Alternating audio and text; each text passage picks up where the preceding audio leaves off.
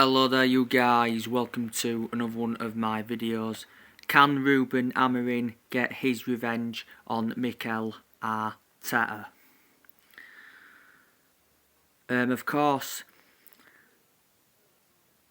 Arsenal beat Manchester United in the league earlier on in the season at the Emirates 2-0. Like I mentioned, two set pieces cost Manchester United that game. Manchester United have been very vulnerable from set pieces, conceded a lot of goals from set pieces.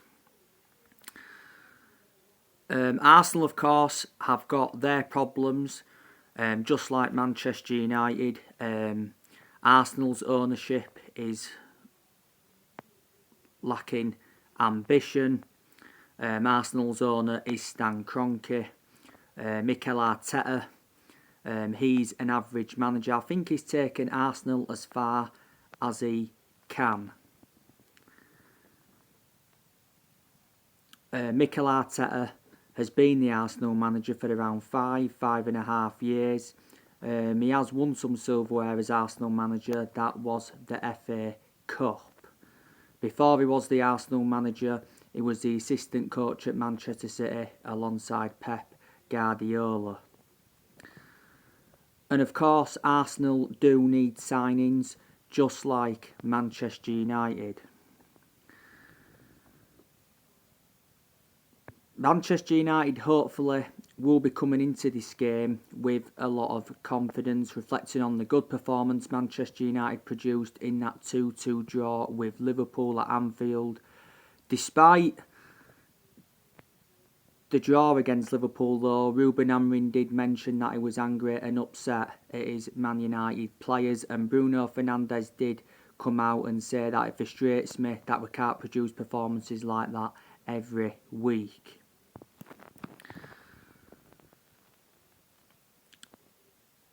Manchester United are the current holders of the FA Cup. Manchester United won the FA Cup last season against Manchester City.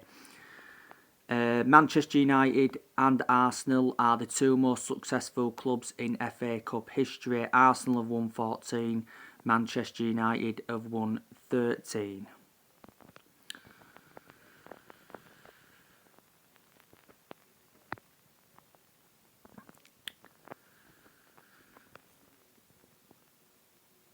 Manchester United won the previous FA Cup meeting against Arsenal at the Emirates 3-1. Arsenal in recent years have had a good record over Manchester United. Arsenal have won their last 4 games out of 5 against Man United. Arsenal probably won't be coming into this game with a lot of confidence. They recently lost 2-0 to Newcastle at the Emirates in the Carabao Cup semi-final first leg. Arsenal, of course, are up there in the Premier League table. They're looking to win their first Premier League title since 2004. Revert back to 2004, Arsenal were the Invincibles. Arsenal, of course, at that point when they won the league 2004, had Arsene Wenger. Arsene Wenger was a long-serving manager. He enjoyed a 22-year tenure at Arsenal. He had around 12 good years out of the 22 years he was there. Manchester United and Arsenal is not the fixture as it used to be back in the day. It's totally contrast now to as it was back in the day. You know, when we had Ferguson, when they had Wenger, you know, it was a very, you know, mouth-watering clash. You know, Arsene Wenger and Alex Ferguson are the two longest serving managers. Arsenal's squad, of course, they've got the likes of Gabriel Jesus. I have been hearing that he's going to be returning for this game. He's had quite a lot of injuries as an Arsenal player, so you can say he's injury prone. Kai Havertz has been very influential for Arsenal. He's a former Bayer Leverkusen player. Trossard, he's a former Brighton player. Bukayo Saka now, Arsenal have been missing him. They seem to struggle without him. He's still injured at the moment. Raheem Sterling, he's a former Manchester City player. Gabriel Martinelli. They got Marquinhos there. He was on loan before, wasn't he? I like Arsenal's midfield as well. You know, they've got that Ethan Nwaneri, who I've actually been impressed with. He's been a revelation, I think, since he come to Arsenal. He made so many good touches in Arsenal's 3-1 win against Brentford. Ethan Nwaneri is out with injury at the moment. They've got Declan Rice, who I do highly rate.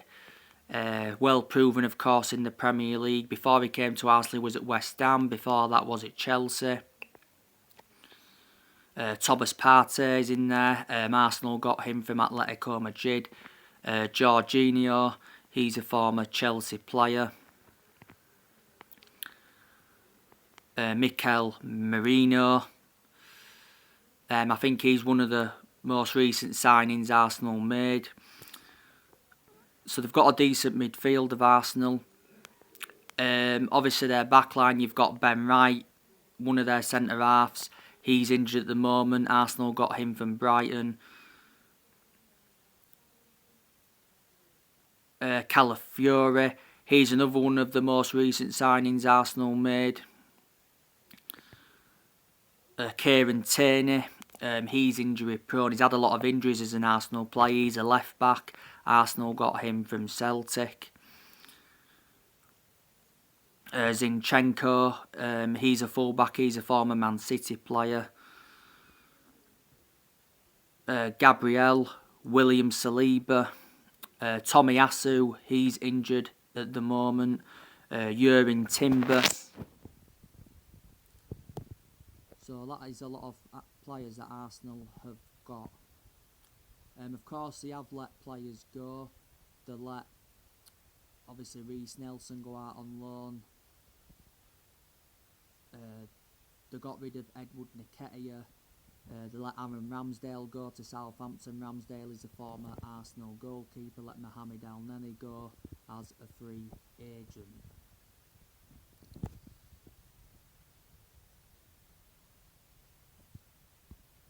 But yeah, I am looking forward to this game.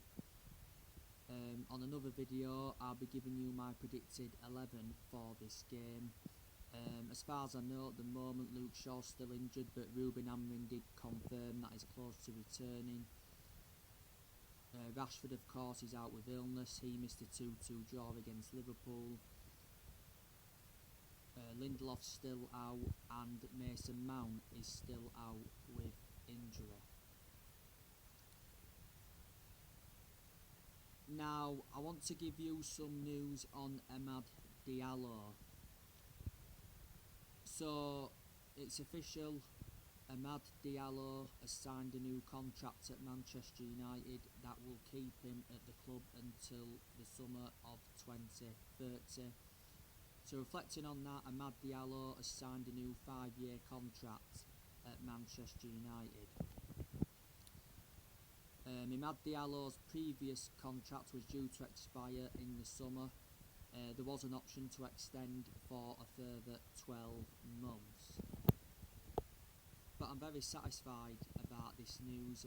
Amad Diallo has been a revelation for Manchester United. You know, he plays a lot of games now. He's been there at vital moments. You know, he got us a draw against Liverpool at Anfield. He scored the winner in the Manchester derby. You know, Man United won that game 2-1. They were two massive moments for Amad Diallo. Amad Diallo's made 50 appearances since he broke into the senior squad. You know, he is a former Atalanta player. But prior to the Liverpool game, we knew he was going to be signing a new contract to Amad Diallo, because Ruben Amorim did confirm that Amad Diallo was close to signing a new contract at that point. Now, I just want to give you some news on Marcus Rashford. So, reports from France yesterday come out and said that Man United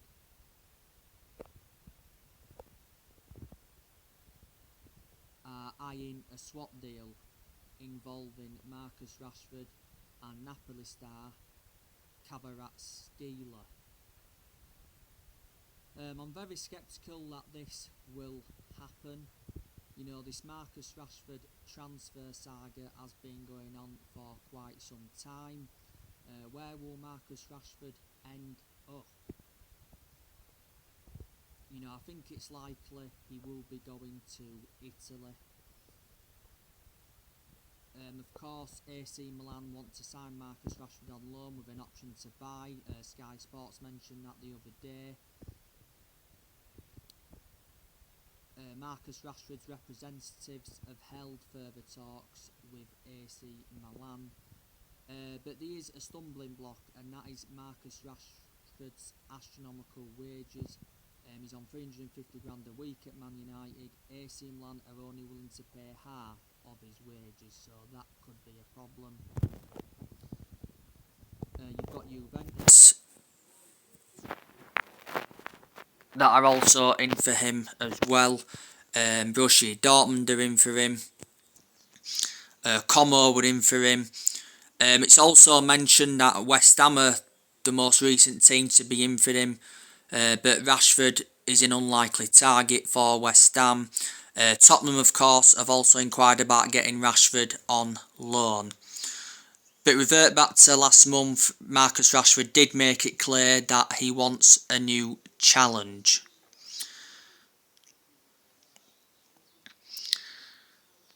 You know, Rashford has lost his place in the team. You know, like I said, he missed the game against Liverpool, was named on the bench against Newcastle, but he was an unused substitute. You know, so far Marcus Rashford has spent his entire career at Manchester United. You know, came up our academy, he's been a United player since the age of 7, been in our senior squad since 2016. You know, the best season he enjoyed was his debut season.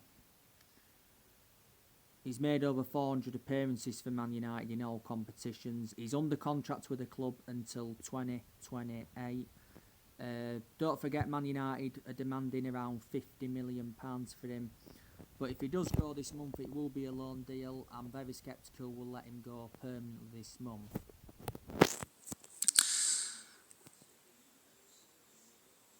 Like I've said, looks like Casemiro is on his way out of the club. Casemiro has told Manchester United he's ready to leave this month. Al Nassr are in for him. Reports have recently suggested that Casemiro has been offered a huge £650,000 a week to join Al Nassr. £650,000 a week is almost double than what he currently earns at Manchester United. So could Casemiro be reuniting with Cristiano Ronaldo? I'm hearing that Casemiro could be available for just £25 million.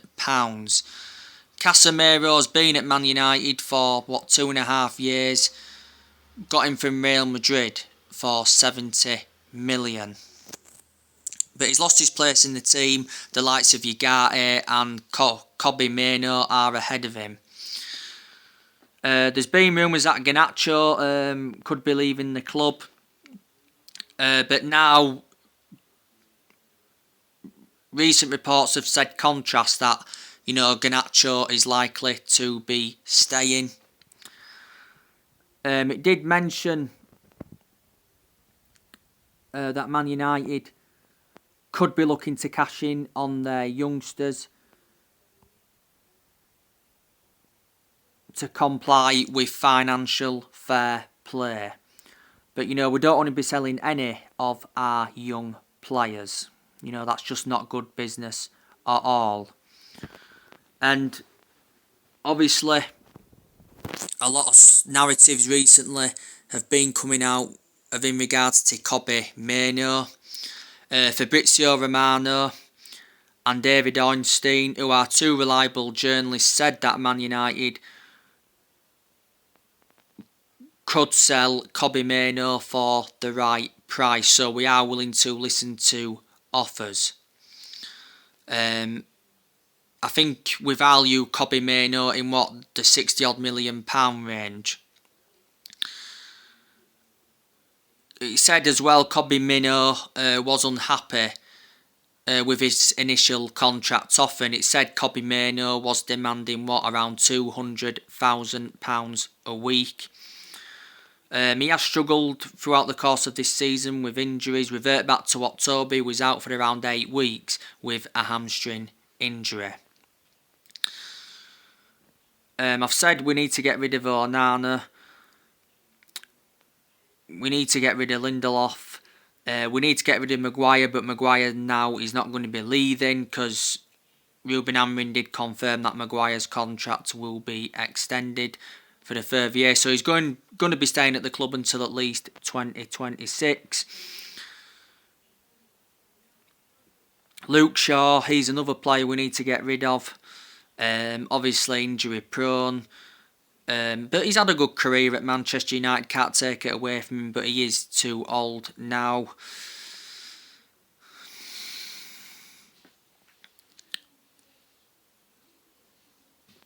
You know, would you get rid of Højlund? Would you keep Højlund at the club? I haven't really criticised Højlund a lot because in the vast majority of the games he's played, he hasn't really got a lot of service, you know, to produce anything.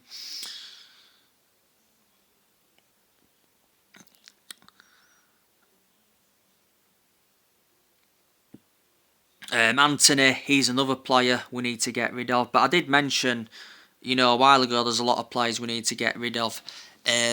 Obviously, we need to recommend players in this January transfer window. Ruben Amorim has been told he can spend this month. So from a Man United perspective, that is very good. But obviously, we've got to sell before we spend, because obviously Man United are billions in debt. But in regards to Ruben Amorim, like I've said, he does need time at the club. You know, he's only been Man United manager for nearly 2 months now. Like I said, he needs time to recommend the right players in. He needs time to get rid of the deadwood. And he needs backing. Ruben Amorim, of course, before Man United, managed Sporting Lisbon in Portugal. And he did very well with Sporting Lisbon. You know, won trophies with them. I think he won a couple of titles with them as well. And I'm hoping at Man United, you know, as time goes on, he can replicate what he produced in Portugal. But like I said, Portuguese League and the Premier League are totally contrast. You know, the Premier League is the best division in the world. You know, of course, I've already underlined the problems at the club. You know, players are the problem. Obviously, the Glazers have been a problem for such a long time. You know, they've owned the club since 2005. Sir Jim Ratcliffe's obviously become a problem as well because he's replicated the mistakes that the Glazers made. Ineos haven't really done much, have they, since they're coming. As you all know, Man United did miss out on Qatar. But these problems that need to be addressed. Man United, of course, have sacked a hell of a lot of managers since Ferguson. You know, must have had around, 6 or 7 managers. So anyway, guys, that's everything to update you with. Drop your comments, like, explore on the channel if you do. Consider subscribe as always, and take care. God bless.